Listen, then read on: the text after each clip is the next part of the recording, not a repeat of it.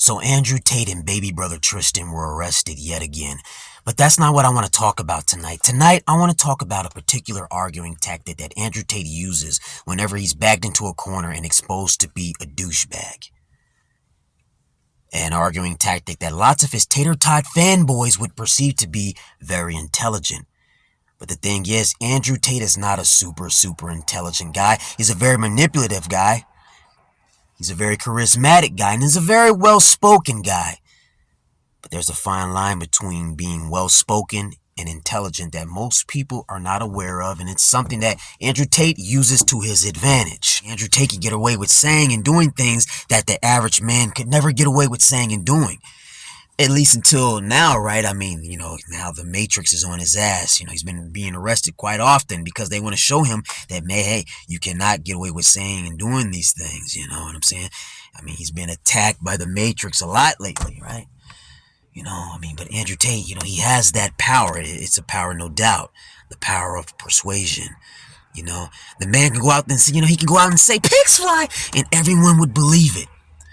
But if a normal, average Joe said that, or a bum on the street said that, no one would believe it. They just look at this guy, he's crazy. What the fuck? It is out of his mind. But not Andrew Tate. Top G can get away with saying it. It's a power, it's definitely a power, no doubt, But it's not a power founded on intelligence. It's a power founded on, manipulation, and he's blessed with it, man. Everyone's granted certain abilities by the devil, and it's all in how you use those abilities. But that's an entirely different topic in and of itself. Back to the main topic, Andrew Tate, he uses a particular arguing tactic whenever he's bagged into a corner. He always says people are taking him out of context. They're taking me out of context. All right. If I were to say all women deserve to be thrown in cages and used as sex slaves. Now, before I go on, this isn't something Andrew Tate has actually said, or maybe he has. I don't know. I wouldn't be surprised if he has said it. But this is just an example here. What if I were to say all women deserve to be thrown in cages and used as sex slaves? What sort of context could there be to justify a statement like that?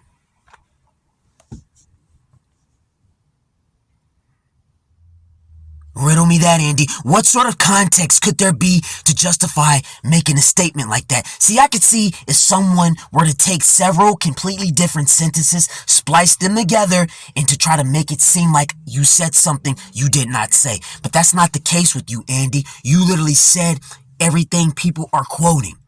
I remember on the Piers Morgan show, your very first interview with that guy, he asked you about your statement regarding women being men's property. You said women or a man's wife is his property or something along those lines. So the man asked you to elaborate, explain yourself, because you kept on saying everybody's misunderstanding me. They're taking me out of context, misconstruing. All right, so Andy, you got the floor now. Explain yourself. Maybe we don't understand. Pierce asked you, and you doubled down on it. You didn't say, oh no, I was just, because here's the thing, Andy, unless you just flat out say, I'm just joking, then everything you're saying is what it is. No one's splicing different sentences together or anything like that, or taking you out of context. You can give an hour-long fucking speech. I can give an hour-long fucking speech. And in that speech, I could say women deserve to be thrown in cages and used as sex slaves. Guess what? Within that hour-long speech, where the fuck in that speech could I justify making a statement like that? Unless I'm just say, oh, I'm just joking. I'm just joking. That's literally the only way you can cover your ass is if you say you're just joking, but clearly you're not just joking. You double down on everything you said. And when he asked you to repeat it, you simply did not repeat it, which means you do believe what you do believe women are men's property.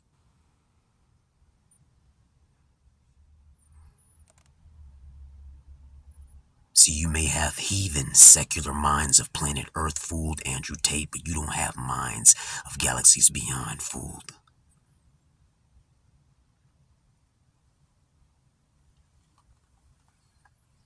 There's only so much editing you can do to make it seem like someone is something that they're not.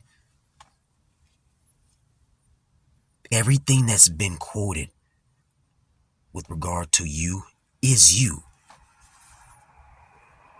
That's you. That's what you believe. That's who you are.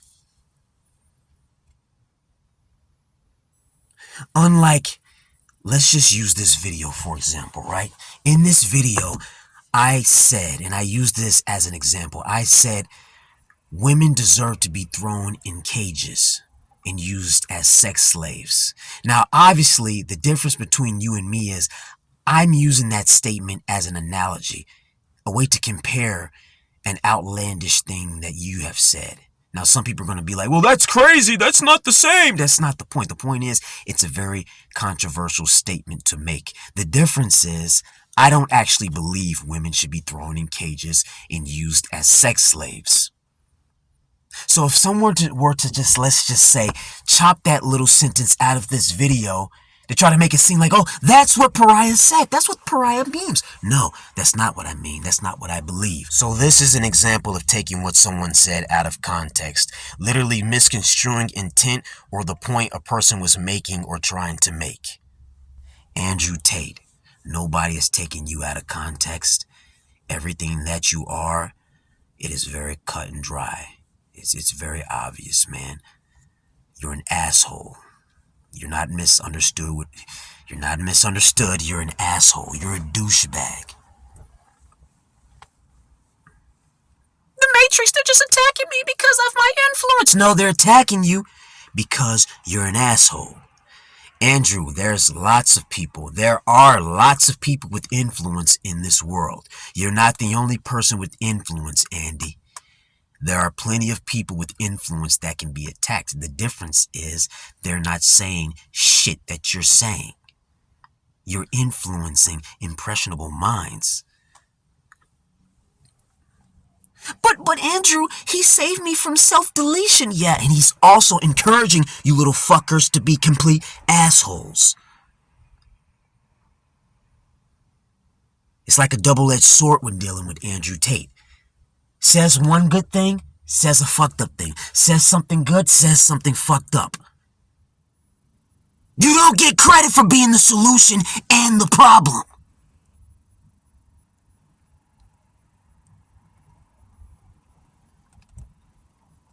And that's what Andrew Tate wants. He wants to be the solution while deflecting the fact that he is also the problem. 1 inch of chivalry, a mile of misogyny. You know, good, sprinkles of good, a whole lot of bad. Oh, they're attacking me because of my influence. Wrong. They're attacking you because you're an asshole.